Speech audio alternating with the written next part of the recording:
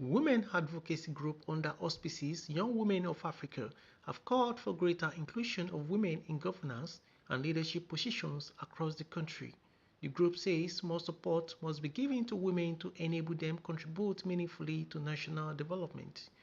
The call was made during the Young Women in Governance and Peace Forum held in Abuja, where the country head of the group, Ambassador Idris Asmau, said despite several programs organized for women over the years, many challenges affecting women in governance still remain unresolved. Under our program, the Young Women in Governance and Leadership Summit, where we'll be having the commissions, different commissions of problem and solution that we have in women in governance entirely that affects women.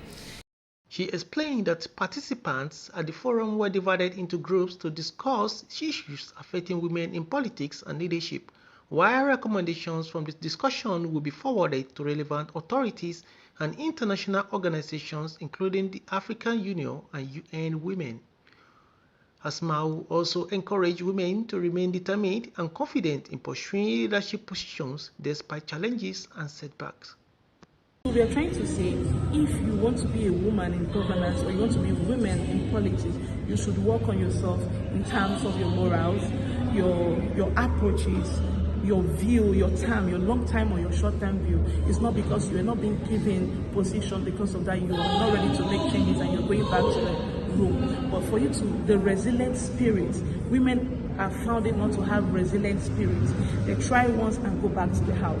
But wants to tell them that resilient spirit is very, very important. When you try it doesn't work, you try again.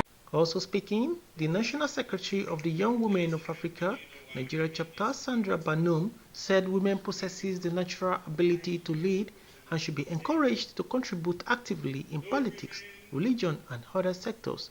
The group further appealed to government at all levels to create more opportunities for women and address barriers limiting their participation in governance.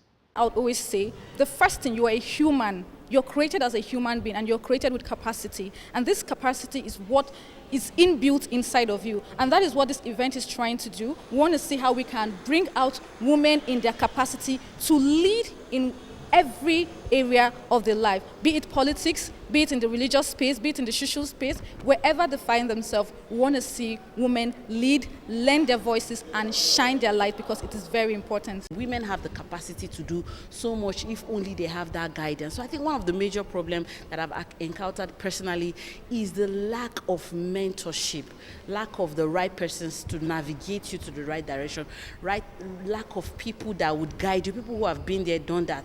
And if we don't groom the next generation in order to help them gain confidence and be who they should become, we will lack more women in politics, in power, in governance, in businesses, in career, in entrepreneurship, and all that. So it's a continuous cycle.